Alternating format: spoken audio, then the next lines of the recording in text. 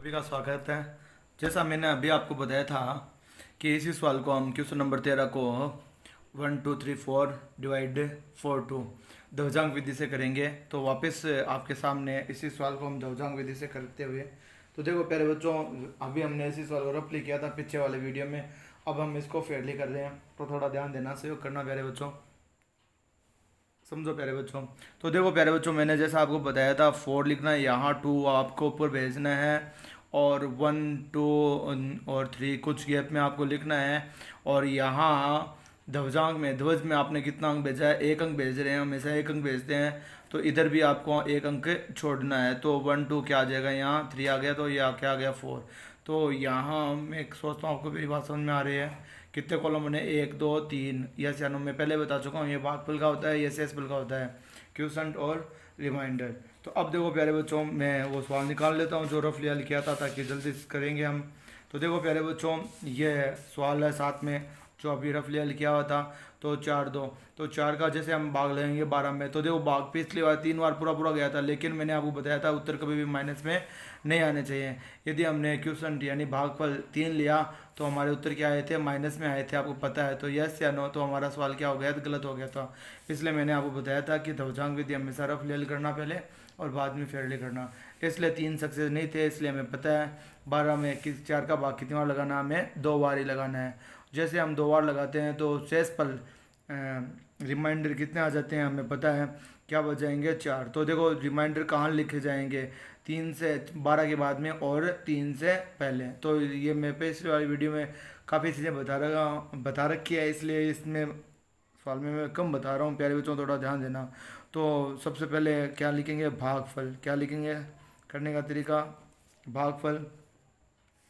तो क्वेश्चन बताइए आपको कितनी आ जाएगी अपने पास में, 2। और शेषफल रिमाइंडर कितना आ जाएगा प्यारे बच्चों, 4। तो ये कॉलम नंबर 1 हो गया, ठीक है ना, आया समझ में। अब देखो ध्यान देना, भागफल कहाँ लिखा जाता है, यहाँ। शेषफल कहाँ लिखा जाता है, ऊपर। अब देखो प्यारे बच्चों, कॉलम नंबर 2 में मैंने आपको बताया था 4 और 3, ये क्या हो गया 43। तो इसको लिखते हैं नया भाज्य, क्योंकि मैं आपको पहले ही बता चुका हूँ स्टार्टिंग के वीडियो में कि यहाँ जो ये कॉलम होता है, ये अपने जिसको क्या बोलते हैं, भाज्य, डिविजिबल। तो देखो नया भाज्य, नया भाज्य क्या हो जाएगा प्यारे बच्चों, 43। न्यू डिविजिबल,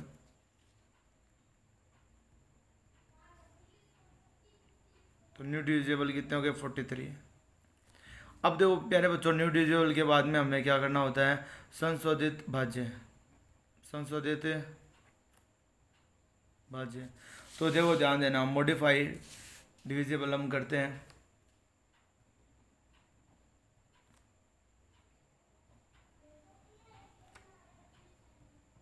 तो मॉडिफाइड डिविजिबल कैसे निकालते हैं मैंने आपको बता रखा है, ध्यान देना प्यारे बच्चों। क्योंकि कॉलम नंबर 1 में तो ये ध्वज का कोई काम नहीं होता है, और कॉलम नंबर बाद में इस 2 का काम होना शुरू हो जाता है, क्योंकि नहीं तो इसका क्या काम है, यस या नो। तो इस पर विचार करने की बात।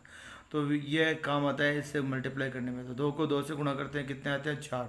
तो संशोधित भाज्य क्या हो जाएगा, कितने आए हैं, वैसे हमारे 43 है। तो 43 में से हम क्या घटा देंगे, 2 को 2 से मल्टीप्लाई किया, 2 × 2, तो कितने हो गए, 43 माइनस 2 × 2 कितने, 4। और जैसे घटाते कितने आए थे, 39 आए थे, पता है आपको पहले से। तो अब देखो प्यारे बच्चों ध्यान देना, 39 आ चुके हैं। अब हम क्या लगाते हैं, भागफल, क्योंकि मेन तो हमें ये चीज़ें लिखनी है, भागफल क्वेश्चन। तो क्वेश्चन हमारे पास में 39 में हम किसका भाग लगा रहे हैं, पता है सबको, 4 का। तो देखो ध्यान देना, जैसे 4 का भाग लिया तो कितने बार गया, 9 चौक 36। तो इसलिए कितने आ जाएंगे, 9। और शेष पर रिमाइंडर कितने आ जाएंगे प्यारे बच्चों, तो 36 37 38 39, कितने बचे, 3। रिमाइंडर कहाँ लिखा जाता है, ऊपर। लेकिन ये तो हो चुका है, इसके अगले कॉलम में लिखेंगे, यहाँ ही लिखा जाएगा, इसलिए यहाँ लिखेंगे। अब देखो प्यारे बच्चों ध्यान देना, आ गया समझ में। तो ये कॉलम नंबर 2 भी पूरा हो गया। जिसको कॉलम नंबर 2 आ गया ना समझ में, तो कॉलम नंबर 3 वैसे ही चलता है, कॉलम नंबर 4 वैसे ही चलता है। जितने भी कॉलम होते हैं वो इसी प्रकार से चलते रहते हैं। तो देखो प्यारे बच्चों, वापस मैं यहाँ इसके सामने समझा, तो आप इसके नीचे करना। देखो पूरा चीज़ वापस देखो, क्या है, नया भाज्य आया कि नहीं, तो वापस क्या आएगा, नया भाज्य। तो देखो प्यारे बच्चों, नया भाज्य इस बार क्या हो जाएगा, 3 4 34। यानी न्यू डिविजिबल क्या हो जाएगा,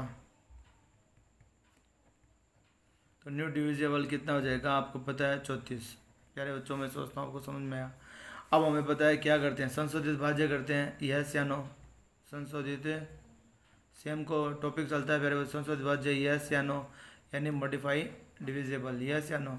तो क्या लिखेंगे, मॉडिफाई डिविजिबल। तो मॉडिफाइड 34 माइनस, अब देखो कितने आए थे, 9 आए थे, 9 को 2 से मल्टीप्लाई कर दो, 9 दूनी कितने हो गए प्यारे बच्चों 18, तो ये लो 18। तो मॉडिफाइड डिवीजन यानी कितने हैं 18, 34 में से 18 घटाए तो कितने बच्चे प्यारे बच्चों 16, कितने बच्चे 16। मैं सोचता हूँ आपको मेरी बात समझ में आ गई होगी। तो अब देखो प्यारे बच्चों ये 16, अब देखो ये लास्ट का जो कॉलम है तो ये हमें पता है ये क्या होता है, सेस्पिल का होता है, ये सियानो। तो ये जो 16 है अब कोई भाग गया नहीं जा सकता है, क्योंकि नहीं तो भाग को लिखा जा सकता है, क्योंकि ये कॉलम लास्ट का कॉलम करते हैं, तो लास्ट का कॉलम होता है वो क्या होता है, सेस्पिल का। तो यहाँ जो जैसे 16 है ये मेन सेस्पिल हो जाएंगे अपने, अब इनमें आगे भाग वगैरह नहीं लगाया जाता है। तो ये 16 के आगे सेस्पिल आगे, रिमाइंडर आगे, तो ये आंसर हो गया अपना। तो प्यारे बच्चों मैं सोचता हूँ तो इसके 29 तो क्या हो गए भागफल क्वेश्चन, और 16 क्या हो गए इसके सेस्पिल। ये लास्ट में लिख करके आ जाते हैं हम, तो चाहे तो यहाँ पास में लिख दो, ठीक है ना। तो भागफल क्वेश्चन कितने आए 29 एंड सेस्पल रिमाइंडर कितने आए 16, ये इसके मुख्य आंसर हो जाते हैं। प्यारे बच्चों मैं सोचता हूँ आपको सवाल समझ में आया होगा। तो ये 2 अंकों का भाग लगा के मैंने आपको बताने का प्रयास किया, संभव तो समझ में आया होगा। 2-3 बार आप वीडियो को देखोगे तो निश्चित रूप से आपको सवाल समझ में आ जाएगा, भाषा समझ में आ जाएगी कि कैसे भाषा इसकी आपको लिखनी है, भाषा लिखनी है। क्योंकि भाषा यदि हम लिखते हैं ना तो अपना सवाल हमें भी पता रहता है